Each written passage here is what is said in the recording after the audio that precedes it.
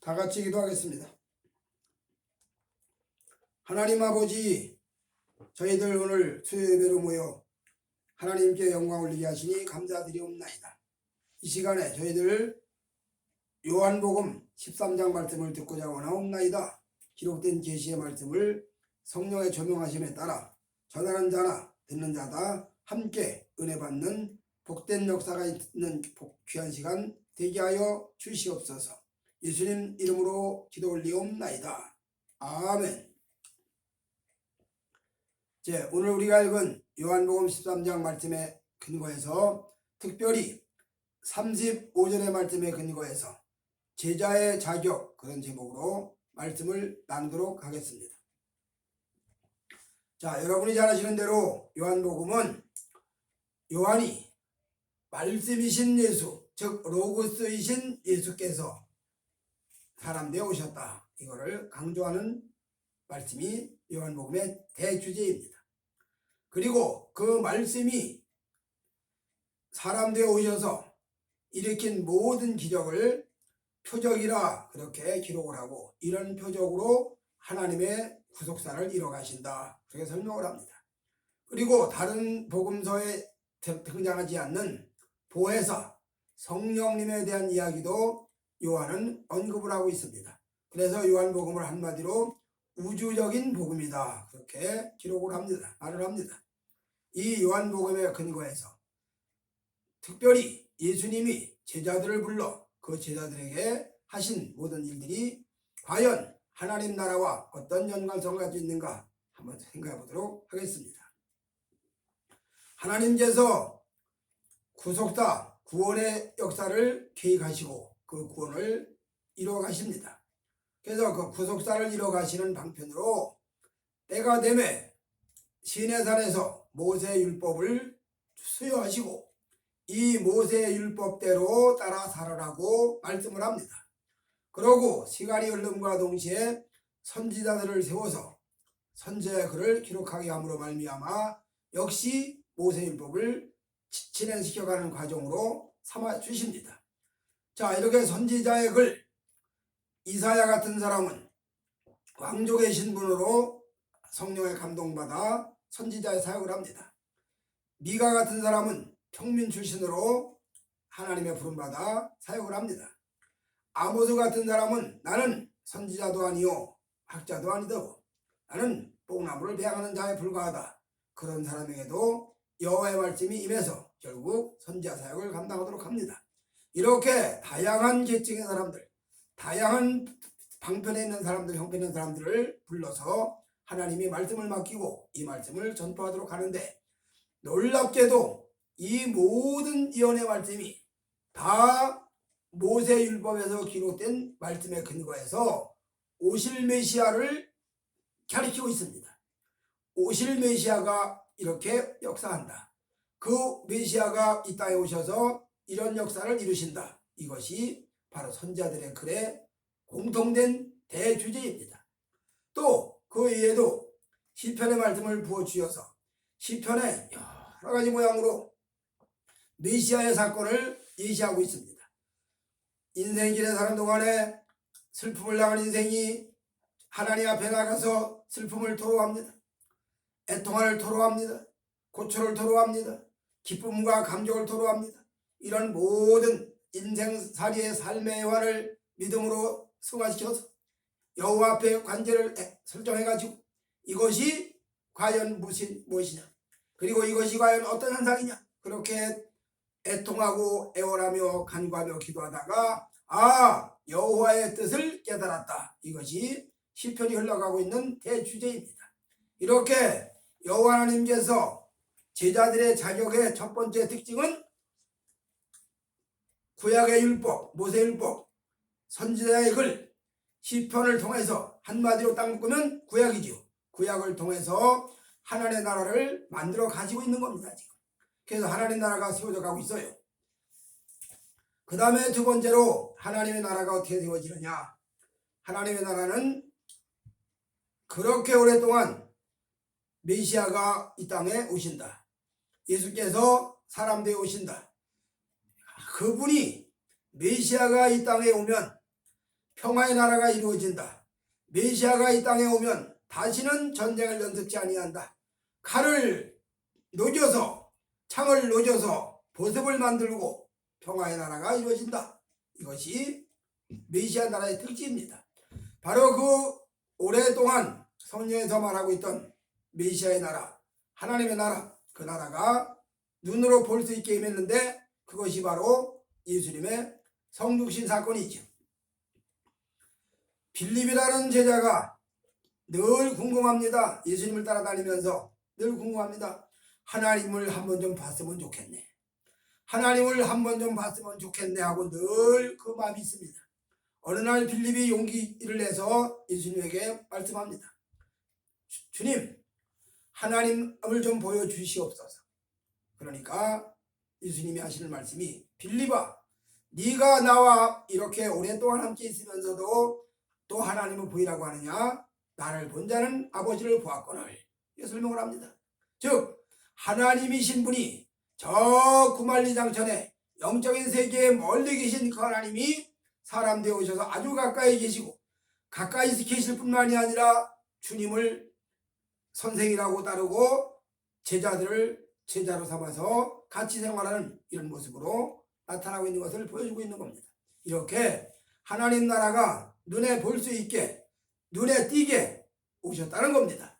이렇게 하나님 나라가 이 땅에 눈으로 볼 수 있게 오신 그 예수님이 하시는 사역이 얼마나 놀라운 사역이 많은지 이루다 글로 기록할 수가 없을 정도로 다양합니다.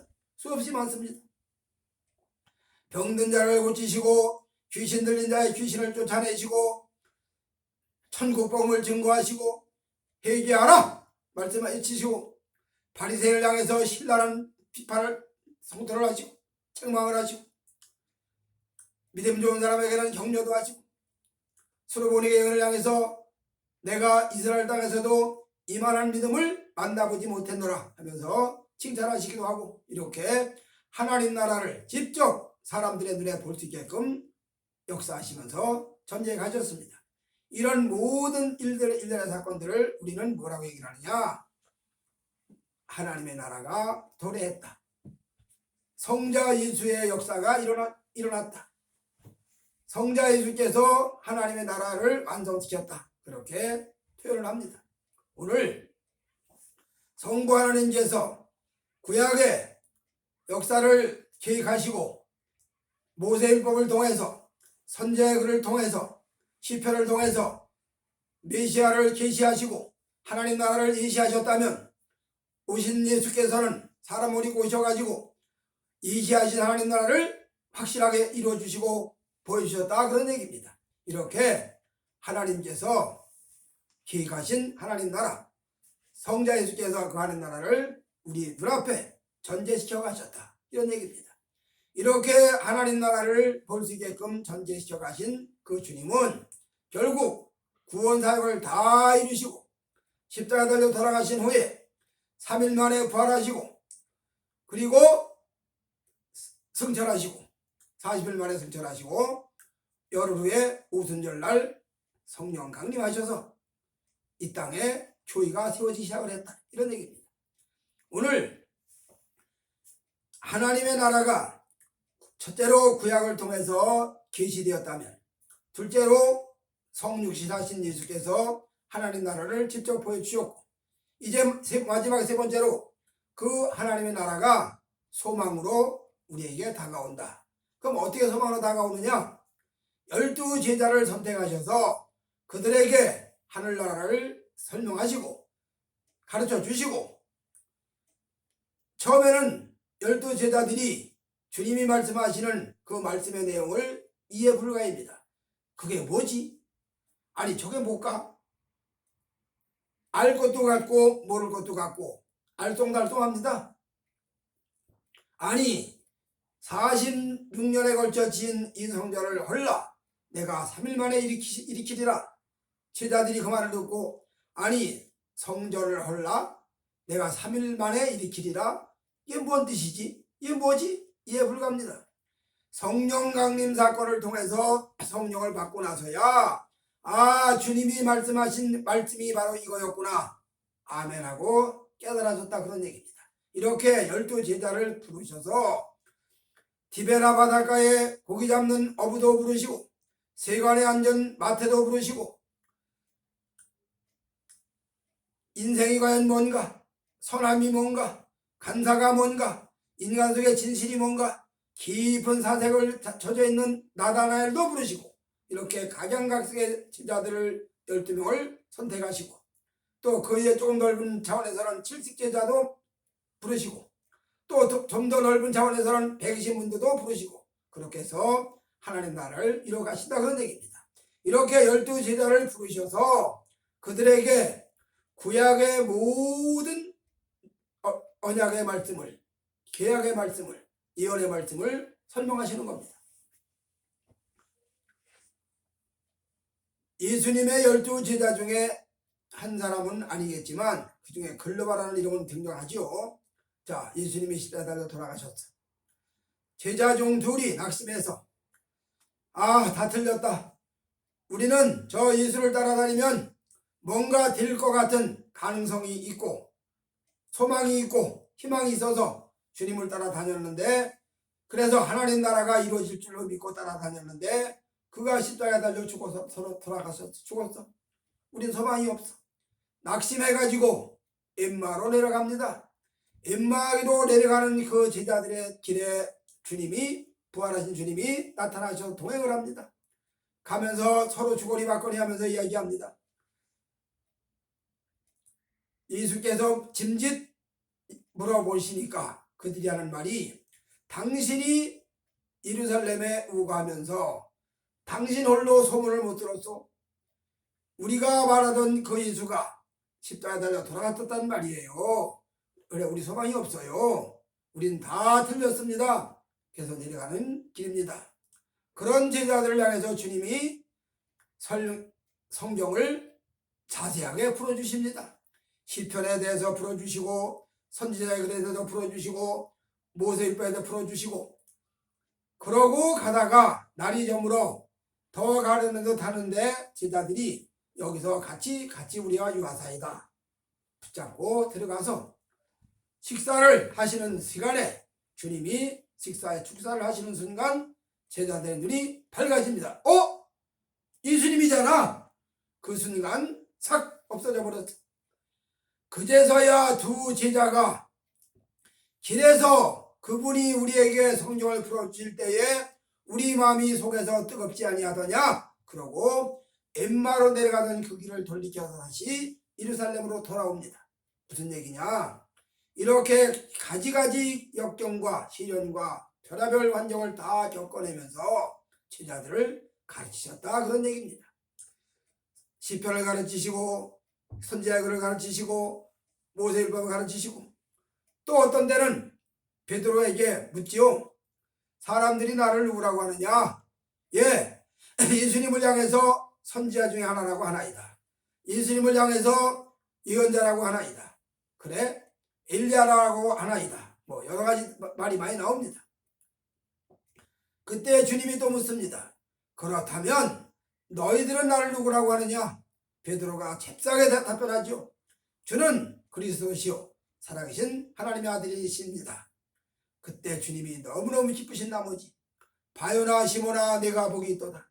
이를 알지 않니는 혈육이 아니요 하늘에 계신 내 아버지의 성령이시다. 그러고 그에게 큰 축복을 하시는데 네가 천국 열쇠를 내게 주노니 네가 열면 닫을 자가 없고 닫으면 열 자가 없고 네가 땅에서 매면 하늘에서도 매고 네가 땅에서 풀면 하늘에서 푼다. 그렇게 엄청난 권세를 부여하십니다.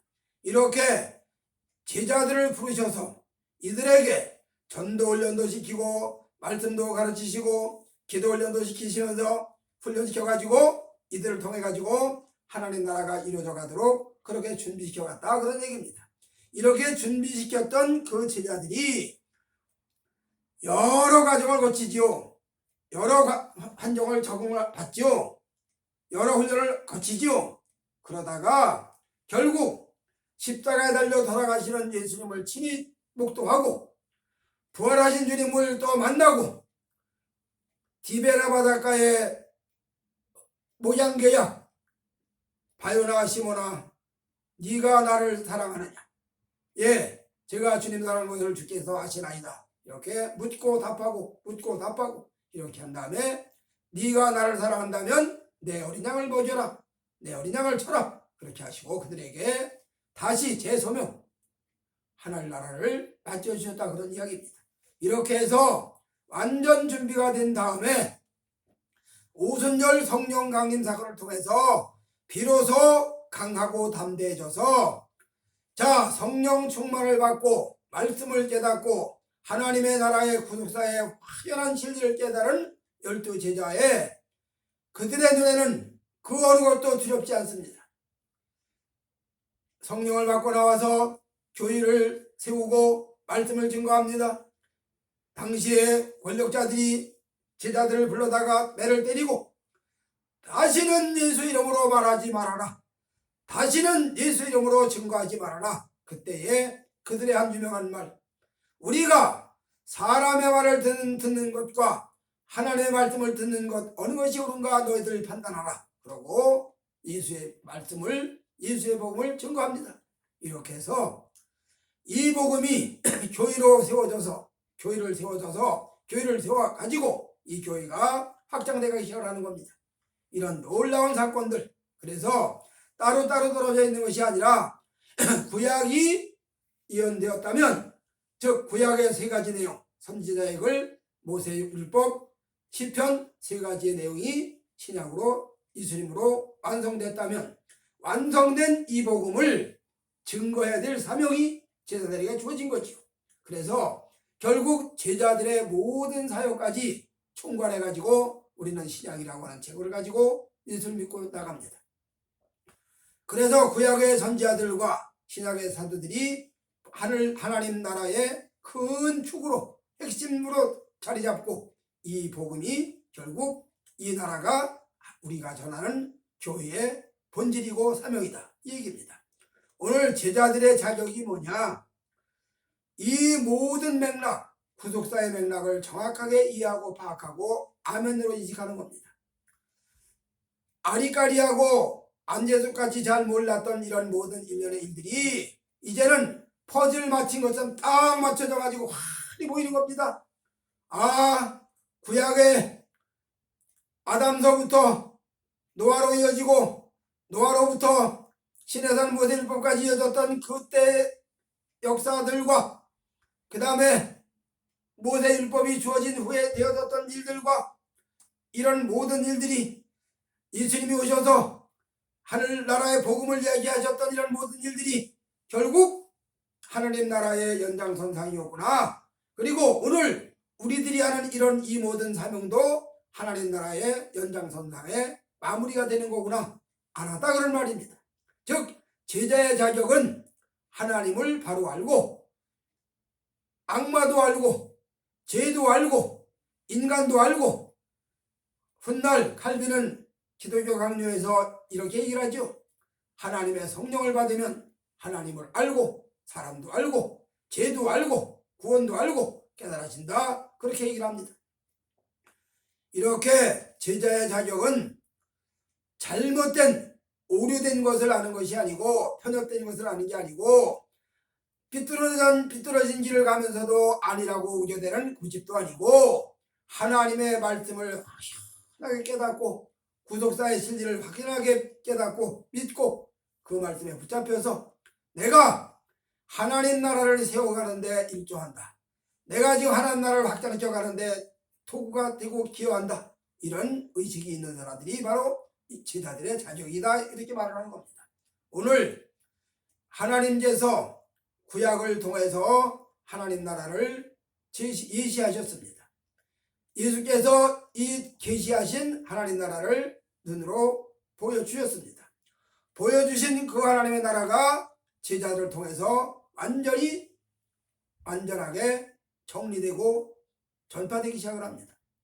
오늘 그래서 예수님의 제자들이 쓴 서신을 가지고 복음을 가지고 예수님의 말씀하신 복음을 가지고 이것으로 가지고 교회는 하나님 나라는 완성되고 완성된 이 나라를 증거하는 사명을 받았다. 증거하는 책임을 가지고 있다. 그런 이야기죠.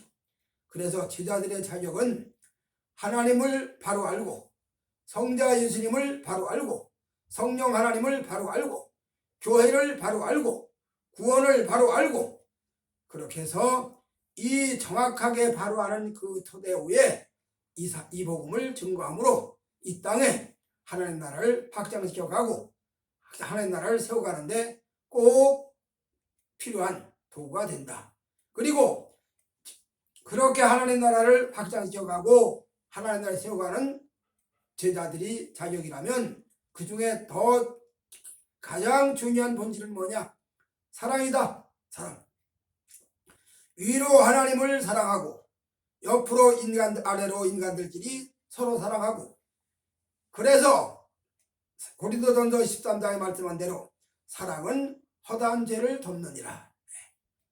그 서로 사랑하는 뜨거운 사랑, 얄팍한 사랑이 아니고 짧은 사랑이 아니고 심령 깊은 데서 영혼을 뒤흔드는 강력한 아가페적인 사랑이, 다른 말로 말하면 성령 충만이 이루어져서 이렇게 된 상태를 우리는 제자들의 자격의 완성이다, 그렇게 얘기할 수가 있습니다. 아무쪼록 이 땅에 사는 우리 모두가 다 구약의 모든 내용도 정확하게 파악을 해야 됩니다. 예수님의 하신 사역도 분명하고 정확하게 파악을 해야 됩니다.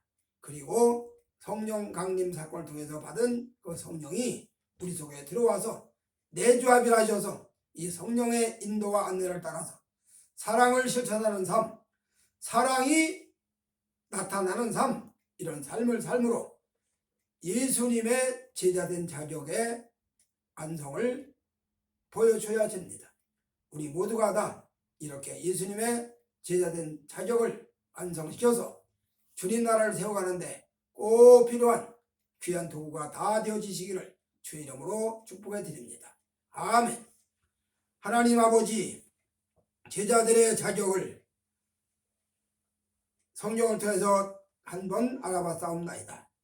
저희들 예수님의 12 제자들처럼 복음을 잘 이해하고 확실하게 파악하고, 그래서 이 시대에 교회사를 거치는 이 시대에 주신 사명 잘 감당하는 우리 모두가 다 되어질 수 있어지시기를 주님의 이름으로 축복해 드립니다.